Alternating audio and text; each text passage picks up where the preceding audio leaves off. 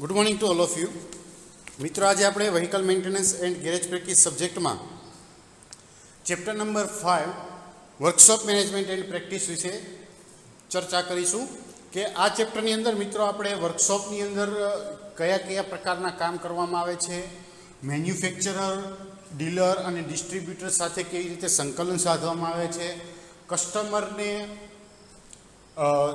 Service दरमियान कया कया पॉइंट ऑफ व्यू ध्यान लेवामां आवतुं होय छे, कया कया पेरामीटर ध्यानमां आवे छे, वर्कशॉप ऑर्गेनाइजेशन स्ट्रक्चर कया प्रकारनुं होय छे, तेनी अंदर सर्विस माटेना कया कया तबक्काओ होय छे अने तेनी अंदर जे customer satisfaction voucher, bill, history card, job card एना विशेनी आपणे चर्चा करीशुं। तो सौथी पहेला आपणे जोईए तो कि the manufacturing company had appointed the dealer, and under this guidance which can catch their customer with an object that the vehicle should remain at a showroom or fresh purchase condition and minimum breakdown. એટલે કે manufacturing company છે તે તેના ડીલરોને તેની guideline નીચે જે છે તે સિલેક્ટ કરે છે, નિયુક્ત કરે છે અને તેના ગ્રાહકોને અને તેના ગ્રાહકોના કસ્ટમર જે છે તેના જે કોઈ પણ પર્પઝ માટે તેને સાથે જોડી શકાય છે કે જેથી વાહનના શોરૂમ કે નવા કોઈપણ વાહનની ખરીદી કરતી વખતે તેની શરતો અને તેનું જે કોઈ પણ વ્હીકલનું બ્રેકડાઉન છે તે ઓછું રહે તેના ઉપર ધ્યાન રાખે છે. The after sale of the automobile had come up with the new system like 24-hour service, early system, incentive on the best maintained vehicle, annual maintenance system was also introduced. એટલે કે ઓટોમોબાઈલ કોઈપણ vehicle જે છે તેના વેચાણ પછી 24 કલાકની તેની સેવા, 24 કલાકની જે કોઈ પણ જાતની સર્વિસ હોય છે તે ઉપરાંત તેના મેન્ટેનન્સ માટે જેનો ઇફેક્ટિવલી મેન્ટેનન્સ માટે વાહનની જે કોઈ પણ શરૂઆતની જે સિસ્ટમથી પ્રોત્સાહન, વાર્ષિક એનું મેન્ટેનન્સ સિસ્ટમ જેવી નવી સિસ્ટમ પણ શરૂ કરવામાં આવતી હોય છે. When a customer has buy a new vehicle, a manufacturer company or showroom manager provide with owner's manual. એટલે કે જ્યારે કોઈ પણ ગ્રાહક, જ્યારે કોઈ પણ કસ્ટમર છે તે કોઈ પણ ઓટો વ્હીકલ નવું પરચેસ કરતા હોય છે, ખરીદતા હોય છે, ત્યારે મેન્યુફેક્ચરર દ્વારા તેને માટેની એક રિપેર મેન્યુઅલ અથવા તો કોઈ પણ મેન્યુઅલ બનાવવાનું હોય છે, ઓનર મેન્યુઅલ, તો તેને પ્રોવાઈડ કરવામાં આવે છે. તે ડાયરેક્ટ કંપની અથવા તો શોરૂમના મેનેજર દ્વારા તે પૂરી પાડવામાં આવતી હોય છે. The warranty certificate, delivery certificate, free service coupon before handing over a vehicle to the customer, pre-delivery inspection to rectify any defect which might have cropped in during traffic transit vehicle from industry to dealer. એટલે કે જ્યારે manual તેને customer જ્યારે કોઈ પણ vehicle જે છે auto vehicle તે પરચેસ કરતું હોય છે ત્યારે એક એની મેન્યુઅલ આપવામાં આવે છે. સાથોસાથ તેની સાથે વોરંટી સર્ટિફિકેટ છે, ડિલિવરી સર્ટિફિકેટ છે, અમુક ફ્રી સર્વિસના કૂપન હોય તો તે છે પ્રોવાઈડ કરવામાં આવતા હોય છે. એટલે કે વાહનને જ્યારે કસ્ટમર છે પ્રી ડિલિવરી ઇન્સ્પેક્શન કરતા વખતે કે તેના પહેલાં તેના જગ્યા જે છે તે જે જગ્યાએ હોય તો ત્યાંથી ડીલર સુધીના ટ્રાન્ઝિટમાં 6 શિફ્ટ વાહન દરમિયાન જે કોઈ પણ જાતની ડિફેક્ટ ક્રિએટ ઊભી થઈ હોય તો તેને સુધારવા માટે તેનું ઇન્સ્પેક્શન કરવામાં આવતું હોય છે. નેક્સ્ટ છે organisation of the automotive business of the world. એટલે કે ઓટોમોટિવ બિઝનેસ છે તે કઈ રીતે સંકળાયેલું છે મેન્યુફેક્ચરરથી માંડીને કસ્ટમર સુધી, કયા કયા તબક્કામાં આગળ વધે છે, તો તેનું ઓર્ગેનાઇઝેશન સ્ટ્રક્ચર જે છે તો એ સ્ટ્રક્ચર છે તે નીચે પ્રમાણે છે. આ પ્રમાણે જોઈએ તો ગ્રાફ શું આપણે તેનો આપણે ક્લાસિફિકેશન, તેનું આપણે ચાર્ટ જે છે તે દર્શાવેલો છે. સૌથી પહેલાં છે મેન્યુફેક્ચરર. મેન્યુફેક્ચરર એટલે કે જ્યાં કોઈ પણ ઓટો વ્હીકલનું મેન્યુફેક્ચરિંગ થતું હોય અથવા તો યુનિટ જે છે તે બનતું હોય તે કોની સાથે જોડાયેલું હોય છે? કંપની સાથે, ડિસ્ટ્રીબ્યુટર સાથે, ડીલર અને રિપોર્ટિંગ મેન્યુફેક્ચર તથા કેરી અને ફોરવર્ડ એજન્ટ. આ ચાર સાથે મેન્યુફેક્ચરર છે તે ડાયરેક્ટલી કોન્ટેક્ટમાં હોય છે. ડિસ્ટ્રીબ્યુટર અને ડીલર્સ રિપોર્ટિંગ ઓફ મેન્યુફેક્ચરર એટલે કે જે ડીલર જે છે તે મેન્યુફેક્ચરરને રિપોર્ટ કરતા હોય અથવા તો ડિસ્ટ્રીબ્યુટર હોય તો તે ડાયરેક્ટ કોની સાથે આ બંને જે છે તે સબ ડીલર ઓથોરાઇઝ સર્વિસ ડિસ્ટ્રીબ્યુટર જે છે તેની નીચે ડીલરને આપણે ગોઠવવામાં આવેલા હોય છે. તે ડાયરેક્ટ ડીલર થ્રુ આપણે જે કોઈ પણ પ્રોડક્ટ જે છે તેને માટે ડીલરની નિમણૂક કરવામાં આવેલી હોય છે અને આ ડીલરથી જે તે કસ્ટમર સુધી સિસ્ટમ જે છે આપણે જે કોઈ પણ વ્હીકલ જે છે તે પહોંચાડવાનું કામ કરવામાં આવતું હોય છે.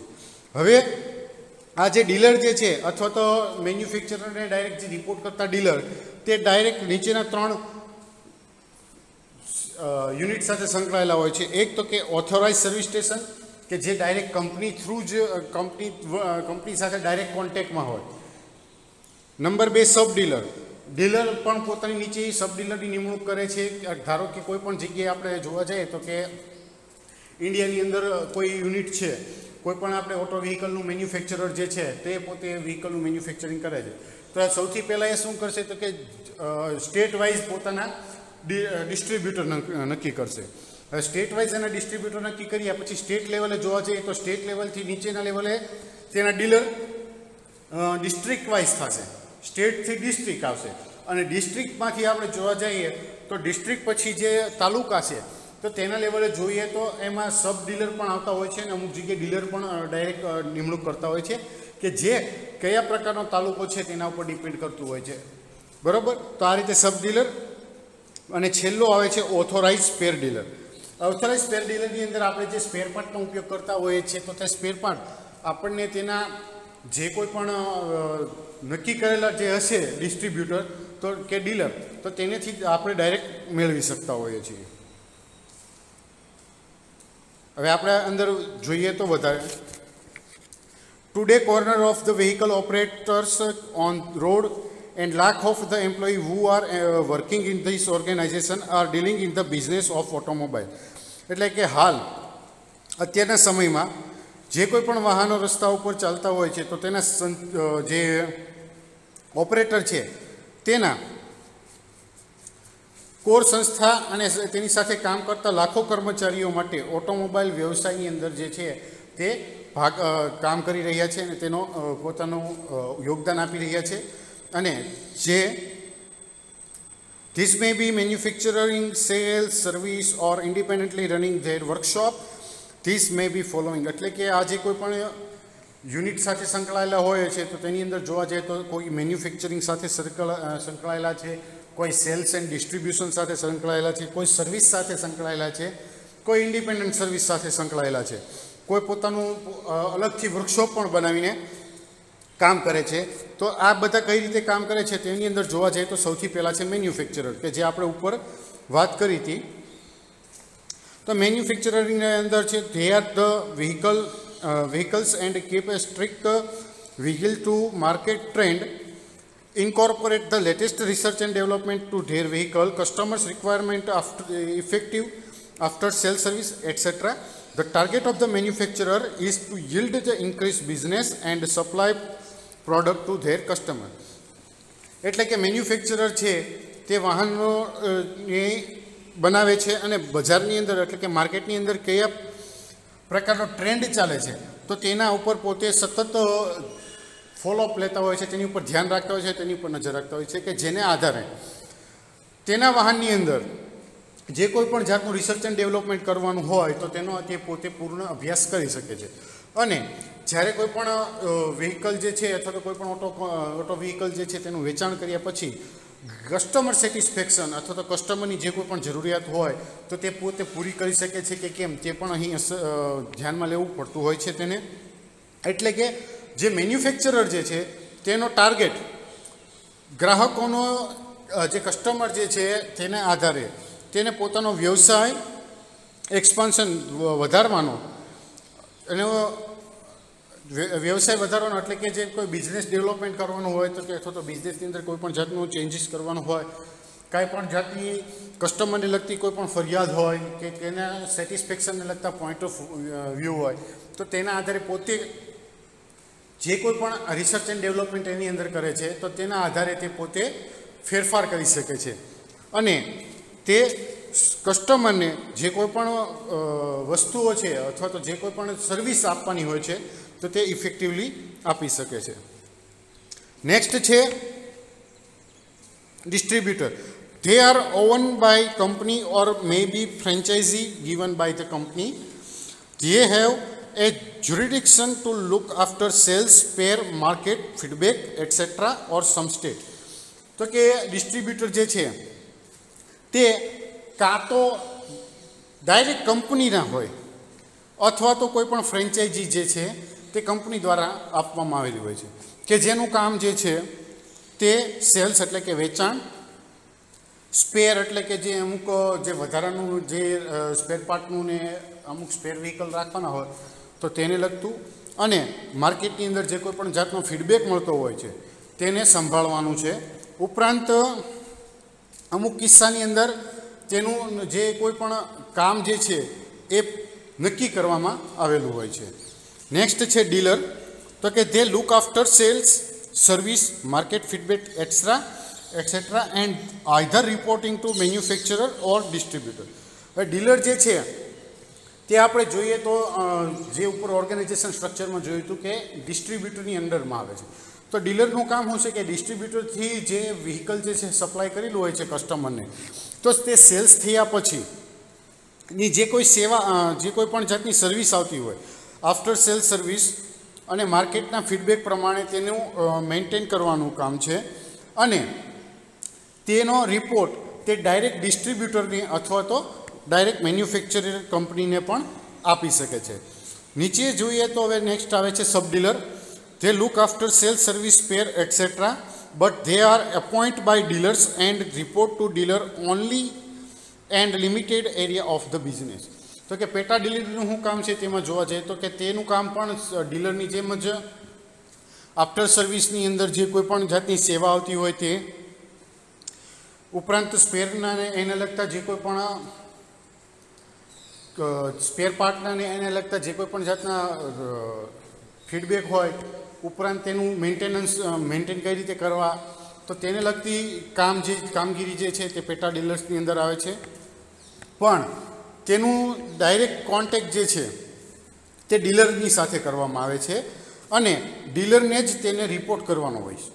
એટલે પેટા ડીલર જે છે એ પોતાનો રિપોર્ટ જે કોઈ પણ બન્યો હોય તો તે પોતે મેઇન ડીલરને સોંપે છે અને ત્યાંથી તેનું જે બિઝનેસ છે તે અમુક લિમિટેડ એરિયાની અંદર બાંધેલો છે કે ડાયરેક્ટ પોતે કંપની સાથે મેન્યુફેક્ચરર સાથે કોન્ટેક્ટ ના કરી શકે. તેને ડીલરથી ડિસ્ટ્રીબ્યુટર અથવા તો ડીલર થ્રુ ડાયરેક્ટ કંપની એ રીતે તબક્કાવાર જે છે તેને પોતાની સર્વિસ આપતી રહેવાની હોય છે અથવા તો તેનું જે કોઈ પણ રિપોર્ટિંગ હોય તો તે કરતા રહેવાનું હોય છે. નેક્સ્ટ આવે છે general workshop. This workshop are not related to the dealer or company, may have their independent machine and doing the mechanical work related to vehicle such as two-wheeler, car, truck, jeep, etc. General વર્કશોપની અંદર જોઈએ તો આ જે workshop જે છે તે કોઈ પણ જાતની કંપની કે મેન્યુફેક્ચરર યુનિટ અથવા તો ડીલર કે ડિસ્ટ્રીબ્યુટરની સાથે ડાયરેક્ટ કોન્ટેક્ટમાં આવતું નથી. તે પોતાનું બિઝનેસ છે તે પોતાની રીતે જ અલગથી કરી શકે છે અને જે કોઈ પણ મિકેનિકલ વર્ક હોય કે જે કોઈ પણ મિકેનિકલ સર્વિસ આપવાની હોય છે વ્હીકલને લગતી, તો તે પોતે સ્વતંત્ર રીતે કામ કરતા હોય છે. જેની અંદર જોવા જાય તો ટુ વ્હીલર છે, ફોર વ્હીલર છે, બસ, ટ્રક, જીપ, આ બધાનું જે ત્યાં રિપેરિંગ થતું હોય છે અથવા તો તેની જે કોઈ પણ વર્કિંગ જે છે તે કોઈ પણ નિશ્ચિત મર્યાદા, નિશ્ચિત કોઈ બંધનની અંદર કરવામાં, નિશ્ચિત એરિયાની અંદર કરવામાં આવતું નથી. તે પોતે પોતાનો બિઝનેસ જે છે તે સ્વતંત્ર રીતે કરી શકે છે. એક્ઝામ્પલ લઈએ તો કે આપણે જે સિટીની અંદર કે હાઈવે ઉપર જે કોઈ પણ ગેરેજવાળા હોય કે જે સર્વિસ સ્ટેશનવાળા હોય છે કે જે ડાયરેક્ટ કોન્ટેક્ટમાં ન હોય તો તે અહીં આપણે જનરલ વર્કશોપની અંદર આવે છે. Original equipment supplier. તો કે these are the original equipment supplier for the manufacturing companies such as Lucas, TVS, Micro અને Subors. These are the vendor and doing work for the manufacturing company. તો કે જે કોઈ પણ આપણે કમ્પોનન્ટ ઓરિજિનલ સપ્લાયર જે છે એના વિશે જોઈએ તો કે આ બધા સપ્લાયરો એટલે કે વેન્ડર કે જે મેન્યુફેક્ચરિંગ કંપનીને પોતાના ઇક્વિપમેન્ટ જે છે તે પ્રોવાઈડ કરતા હોય છે. એટલે કે જે કોઈ પણ કંપનીની અંદર મેન્યુફેક્ચરિંગ થતું હોય, એસેમ્બલિંગ થતું હોય, તો ત્યાં પોતાના પાર્ટ્સ પોતે પ્રોવાઈડ કરતા હોય છે.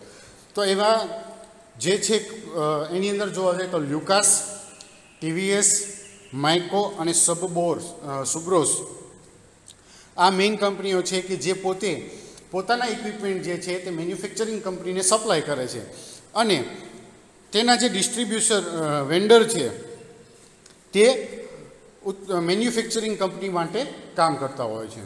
પછી ટાયર ડીલર, તો કે this are the shops or and showroom which consist of the dealership from the various company and having the tire workshop also.